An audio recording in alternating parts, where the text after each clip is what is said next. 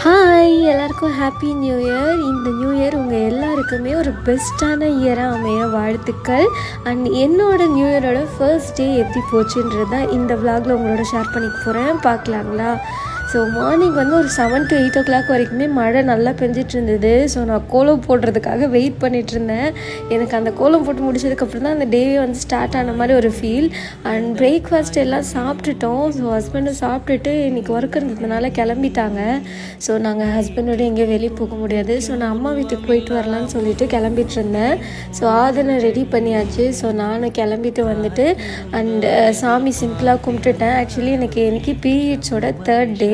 So முன்னாடி நாள் எந்த ப்ரிப்ரேஷனும் சாமி ரூமில் எதுவும் பண்ண முடியல. நான் இப்போது எழுந்து ஃப்ரெஷ்ஷப் பண்ணதுக்கப்புறம் தான் வந்து சாமி ரூம் உள்ளே போயிட்டு சிம்பிளாக சாமி மட்டும் கும்பிட்டுட்டு வந்துட்டேன். மேபி நாளைக்கு நான் வந்து விளக்கேற்றி சாமி கும்பிடுவேன்.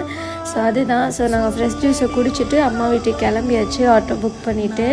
ஸோ நாங்கள் வந்ததுக்கப்புறம் சாப்பிட்டுட்டு நல்லா ரெஸ்ட் எடுத்தாச்சு. ஸோ அதுலேயும் வந்து அம்மாவும் பாட்டியும் இருந்தாங்க. ஸோ அங்கே வந்தாலே அவருக்கு வந்து எப்போவுமே ராஜ மரியாதை தான். ஸோ சொல்லவே வேண்டாம். அண்டு ஈவினிங்கும் அம்மா வந்து வீட்டில் சாமி கும்பிட்டாங்க. ஸோ சாமியெல்லாம் கும்பிட்டுட்டோம். அண்டு எப்போ வந்தாலும் அம்மா யூஸ்வலி வந்து நான் கிளம்புற மாதிரி இருந்தால் நைட் எப்போவுமே குக் பண்ணி எனக்கு கட்டி கொடுத்துருவாங்க. ஏன்னா மேக்ஸிமம் எனக்கு எதுவும் வேலை இல்லாத மாதிரி பார்த்துப்பாங்க. எய்தர் வந்து கண்டிப்பாக சைடிஷாச்சும் கொடுத்துருவாங்க. எப்போயாவது தான் வந்து நான் தோசை கூட இல்லை வீட்டுக்கு வந்து ஊற்றிக்கிற மாதிரி இருக்கும். இல்லை மேக்ஸிமம் எல்லாமே ரெடி பண்ணி கொடுத்துடுவாங்க.